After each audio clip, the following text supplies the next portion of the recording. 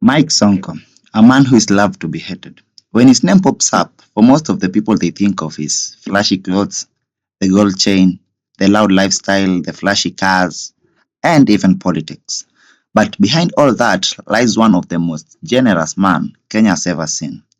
A man who never hesitates to help the poor, the sick, and everyone who needs help. He has helped countless people quietly and even publicly. Even when the world mocked him, when the walikuwa wanamtusi, he still helped people. Though he has his own shortcomings as he's a human, but his generosity and kindness always stands out. Let's dive deep. The journey begins. Born Gideon Mbuvi Kioko on February 1975 in Mombasa, he attended Kikowani Primary School, that is also in Mombasa, and later went to Kwale High School, where he finished his high school. And while in high school, this way he developed a business mind. And after high school, he ventured into business. He assisted his father in managing his real estate businesses. For example, his father owned the Peli properties in Mombasa, and he later founded the Gibson property, where Sonko worked in sales and marketing.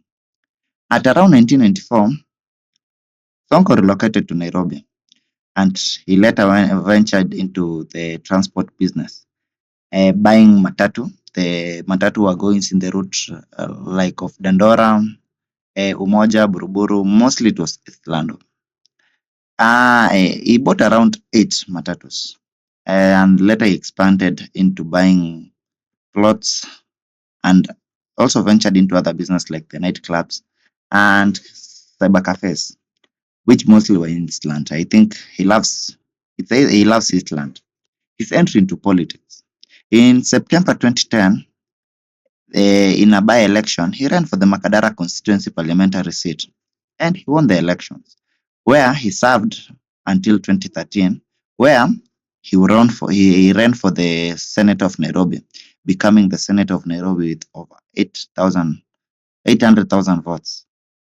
As a Senate of Nairobi, he launched his famous Sonko Rescue Team, a personal private funded service that offered free ambulances, cars, water trucks, and even fire extinguishers. He has paid school fees for very many children. Some of them, he has never even met them. He has cleared rent for many people. He has sponsored many youth, even football teams, women groups across the country. He has even given the ex-convicts a second chance to life. In 2017, ahead of the general election, he declared his bid to run for the governor of Nairobi. And came August, he won the election under the Jubilee ticket, defeating his then opponent, who was also the governor of Nairobi then, Evans Kidero, becoming the second governor of Nairobi. But things didn't turn up as expected because his time was cut short as the governor of Nairobi because in December of 2020, he was impeached.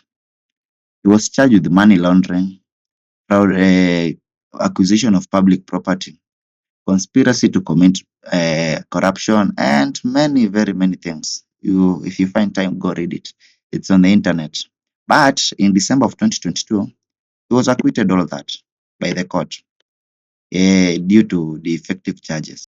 Recently, many believe Sonko was never given a fair chance. Comparing him to our now governor of Nairobi, Sakaja, people think Sonko should have been, if he was given time, he could have delivered for the Nairobi people. Instead of being supported to fix Nairobi, he was fought, he was mocked, and finally, he was removed from office by the system.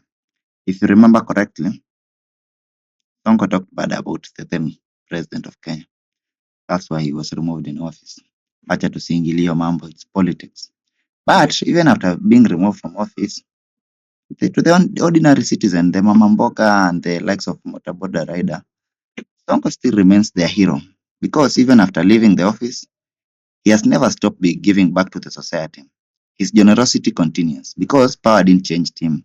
It only revealed he was truly. He has helped many in private, even public, because recently we saw him standing with the victims who were shot at Kasarani during the viewing of the body of the former Prime Minister, the late Honorable Raila Amolo Odinga. May his soul rest in peace.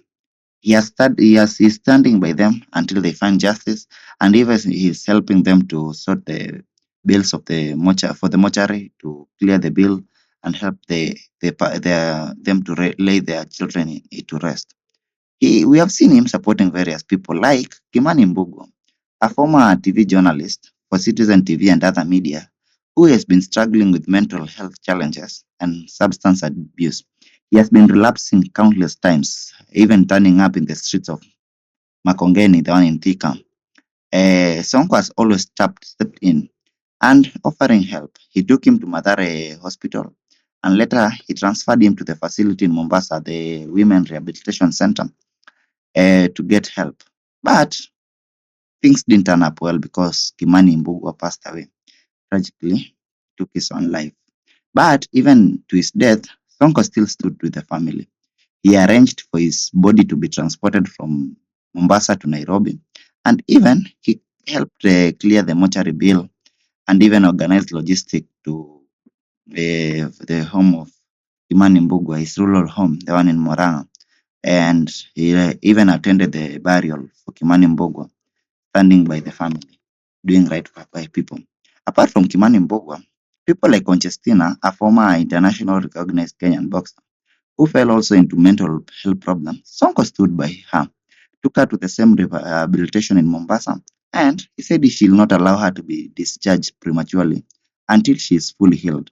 And we can see that she has had progress because during the burial of Kimani Mbugua, we saw Conchestina strong, looking healthier than ever, and you can say that's the work of Sonko. He helped her. For Sonko to rescue stranded Kenyans, to paying their hospital bills, or even unknown patients, his act of kindness are countless. He has paid rent for single mothers. He has sponsored bright students, the ones from the poor backgrounds, and even supported the disaster victim, as we have seen. He is not perfect, and he have never claimed to be one, but he has done something that most of these politicians will ever do.